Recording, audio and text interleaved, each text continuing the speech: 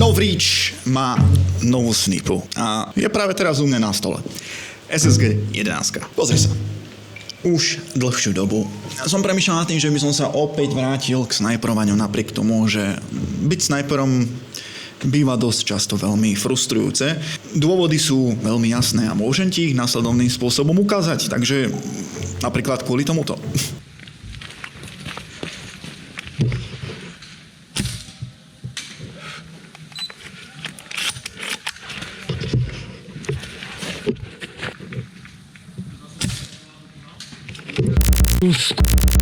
Toto videjko, prosím ťa, hej, Braško, neber to ako recenziu, ber to ako taký nejaký prvý pohľad na snajperku ako také a nejaké malé postrehy.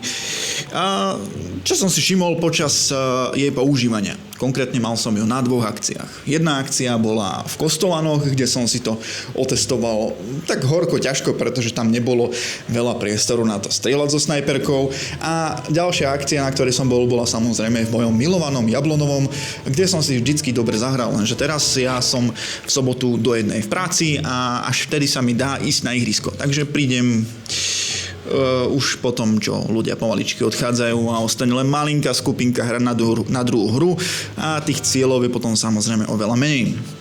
Hlavne keď ľudkovia kempia. Takže nejak veľmi veľa sa mi toho nepodarilo natočiť, ale predsa len niečo. Inak by the way, ja hodím celý gameplay pre členov, takže pokiaľ chceš vidieť, ako som s týmto hral, tak si kúkni gameplay, ktorý je práve teraz online pre mojich úžasných členov. Hej, stojí táto 3 €, pozrieš si celé videjko, aj nejaké iné tajné, proste super, ale nie, ideme k snajperke. SSG 11.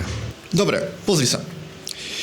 Ja to vidím takto. Novreach, alebo skôr firma Novreach sa rozhodla, že chce opäť niečo podobné SSG desine. Ale chcú to trošku modernejšie. Tak vytvorili toto. Má to veľmi veľa zaujímavých funkcií, my si povieme len takých pár najdôležitejších, ktoré som ja osobne využil.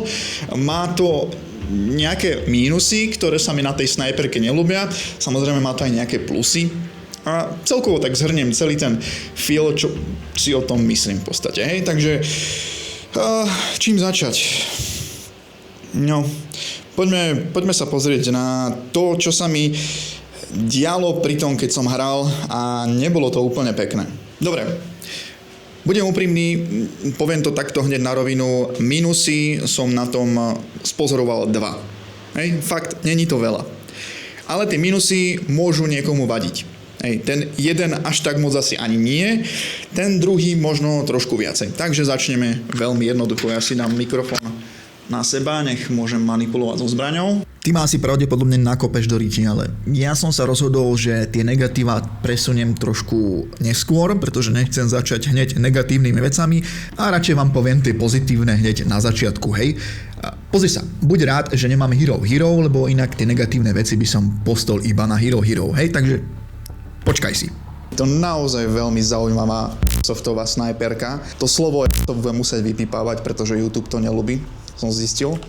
No a prvá vec, čo musím spomenúť, čo je fakt, že brutálna. Bratranec, takýto jeden zásobník. Povedzme, že veľmi špeciálny. Povieš si, že zásobník, kamo dáš tam 50 guli, alebo 58, teraz neviem. Počúvaj ma sem, to je taká dobrá vec, hej? Pretože tebe reálne na boisku stačia 2 takéto zásobníky a ako snajper si vybavený. Ešte plus, neviem, plničku si dáš do sumky. A teraz si zober situáciu. Ty v základe, pri tej puške máš vec následovného charakteru. Takto ju dostaneš v základe, hej?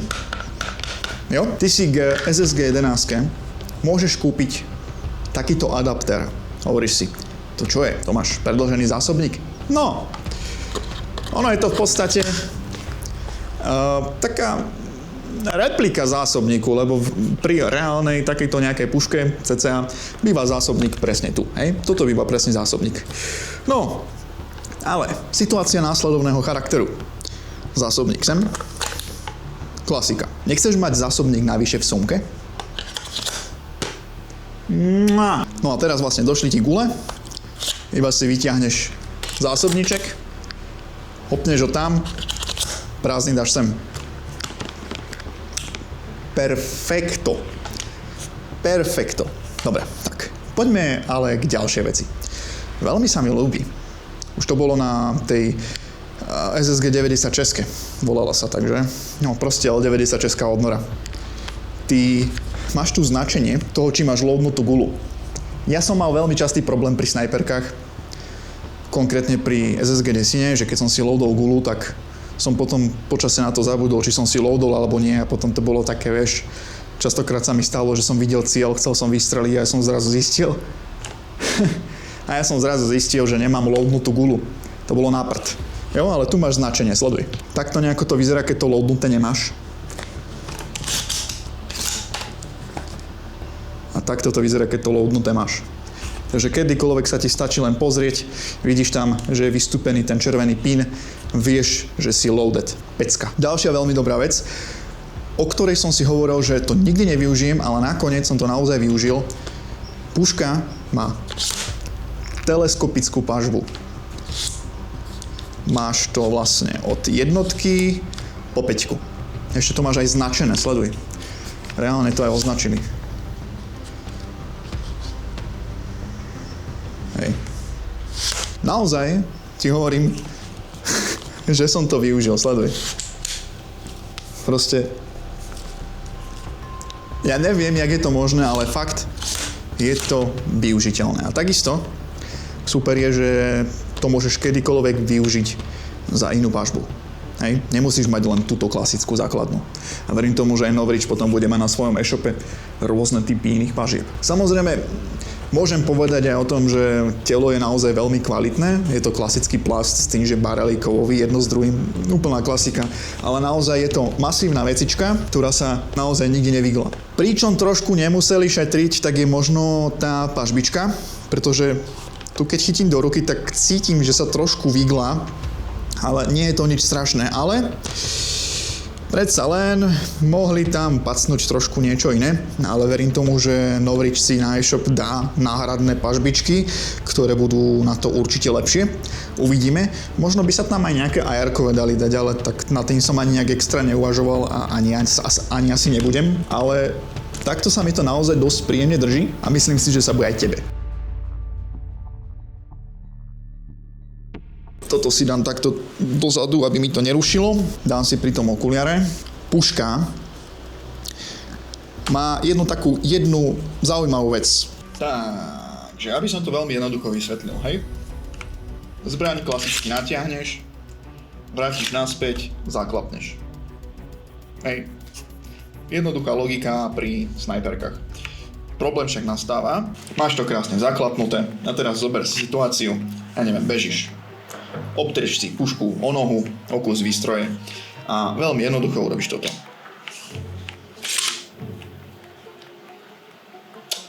No. Otázka znie, je to moja blbosť, že som nevedel vec následovného charakteru? Sleduj. Že to musíš takto docvaknúť? Napíšte mi do komentáru skúsení snajperi, na koľkých snajperkách to musíte takýmto spôsobom ešte docvaknúť. Pretože, čo si spomínam, tak na SSG Desine som to takýmto spôsobom robiť nemusel. A nemusel som sa báť, že by som sa kusom oblečenia alebo výstroje zúčastnil takéhoto chybného procesu. Hej, čo je problém? Že prečo je to veľký problém? Pretože ako náhle sa ti to vráti takto naspäť a ty si neuvedomíš, že máš vlastne zásobník plný guly. Ty to loadneš naspäť a vďaka tomu si double fitneš gunu. A to môže byť problém. Hej. Takže pre všetkých nováčikov alebo neznalých ľudí, ako som ja, keď si SSG 11 budete obťahovať, tak nezabudnite, že treba si to takto zaistiť. Neviem, napíš mi do komentáru, je toto nevýhoda, alebo je to proste len taký pattern. Lebo ono teoreticky to môže byť robené aj takým spôsobom, že keď chceš viacej spamovať gule, tak si to lovneš len klasickým spôsobom, bez toho, že by si to pritlačal. Vždycky vystrelíš gulu, jednoducho znova chytíš a bum. Dostrieľal si, ideš sa niekam presúvať, zaklapneš, ale to mi príde ako strašná pičovina. Povedz ty. Možno na mňa teraz sleduje nejaký skúsenejší snajper, ktorý si tými puškami prešiel fakt veľa a teraz mi napíše do komentáru: bracho, ty si totálny dement. Takto sa to proste robí na každej puške. Alebo čo ja viem, čo také mi určite niekto napíše. Dobre, ja si to uvedomujem, ale buďte radi aspoň za to, že som to sem uviedol, aby si to každý nejakým spôsobom takto vždycky čekol a aby nespravil tú istú chybu ako ja. Pretože možno fakt je to len moja chyba, alebo je to proste len taký iný pattern. Dobre? Ideme na ďalšiu vec, ktorá mi trošku robila problém. Trošku fakt viac. Jo? Takže SSG 11 má jednu veľmi dobrú funkciu. Alebo funkciu. To je jedno. Čakaj, odčrobujem optiku. Máš takýto TDC hobab priamo na vonkajšej hlavni a kedykoľvek počas boja si s tým môžeš krásne potočiť, ono to tak klipká. Človek si povie super, takže kedykoľvek počas boja si môžem nastaviť hopku, ako sa mi zapáči. Celkovo veľmi jednoduché nastavenie hobabu. Ale ako náhle máš, rukavice alebo trošku nešikovnejšie ruky a rád držíš pušku takýmto spôsobom, pohneš sa a zrazu iba klip. Ty potom vystrelíš a zrazu zistíš, lieta ti to nejako divne, že prečo, čo sa stalo. A potom si spomenieš, že si to vlastne teraz posunul. A teraz premýšľaš narýchlo, že okoľko som si to asi tak mohol posunúť. Veľmi zaujímavé. No, tak potom si to počas boja opäť prenastavuješ a je to zábava. Ale som veľmi rád, že tam takéto TDCčko je, ale ten okružok by som možno predsa len dal asi menší, aby sa to nestávalo. Čo sa týka výkonu, tak momentálne tam mám klasicky natrepané nejaké 3 joule. Ale teraz pozor. Táto puška má jednu zaujímavú vec. Ty si vieš do toho nadrbať fakt, že strunu do traktora, ktorá ti dovolí mať až 6 joulov. Bratranec. Ono to má extrémne obrovský objem válca, ak som to správne povedal. Dúfam, že hej. Na základe čoho sa tam zmestí strašne veľa vzduchu, ktorý je potom super vytláčať. Dobre, rozumiete mi možno? Dúfam, že ma chápete. Na základe čoho ti to dovolí mať fakt obrovský výkon. Úprimne neviem, na čo by kto použil 6 joulov. Hej, na nejakú party strelbu, možno na nejaký terč na ihrisku, pokiaľ nie si na ihriskách, kde ešte vládne doba temná. Neviem, možno, dobre, ale my slušní chlapci maximálne 3 joule. Hej, poznáme, vieme limity ihrisk, ale je zaujímavé, že to tam máte. Potom v balení dostaneš ešte takú srandu. Ja osobne absolútne neviem, ako to funguje. Úprimne ti poviem, ale je fajn, že pre ľudí, ktorí vedia, ako to funguje, to tam bude. Máš tu vlastne takéto, nazval by som to okružky, teoreticky. No vlastne tým si vieš nastavovať svoje vlastne joule. A hej, niekomu sa to hodí. Neviem úprimne ako, ale proste nejak sa to dá. Určite potom budú nejaké profesionálnejšie videá na YouTubeku, ktoré to ukážu, vysvetlia. Novridge to bude mať takisto vo svojej Novridge Academy. Ja nie som absolútne vôbec technický typ, však ma poznáte, hej. Ja samozrejme teraz plánujem s touto puškou hrať, lebo je naozaj veľmi zaujímavá a som rád, že konečne mám snajperku, s ktorou budem behať bez toho, aby mala 10 kg, ako napríklad Novridgeová 96. Akože to bola fakt veľmi dobrá snajperka, naozaj krásne strieľa, ale ja nemám rád moc ťažké pušky, pretože ja sa veľmi rýchlo hýbem. Nie ako speedsofter, ale ja som taký ten battle sniper. Neviem, kto videl moje staré gameplaye, vie presne, o čom hovorím. A verím, že táto puška proste bude práve tým, čím ja chcem, aby bola. Hej, neviem, proste nejak tak by to mohlo byť. To znamená, že chcem s tým spraviť množstvo gameplayov, takže opäť proste môžete očakávať rôzne dávky herných videí z akcií. Takže, kto mi nedal ešte doteraz odber, tak toto je tá správna možnosť, pokiaľ chcete vidieť takéto videjka. A takisto aj to videjko pre členov, ktoré mám. je takéto gameplayové, ale nechám ho len pre členov, lebo vás ľúbim členovia, vy si to strašne dlho platíte, pár mesiacov teraz nebola súťaž, tak aspoň takto vám zatiaľ niečo hodím. Jo? Takže tak. Dobre, napíšte mi do komentáru, čo si vy o tejto puške ako také myslíte. Prosím vás, nekritizujte moje netechnické slova, ja som fakt není technický typ na tejto veci. Ja som proste len človek, čo tie veci využíva a hrajka sa s nimi, jo? Dobre. Čau!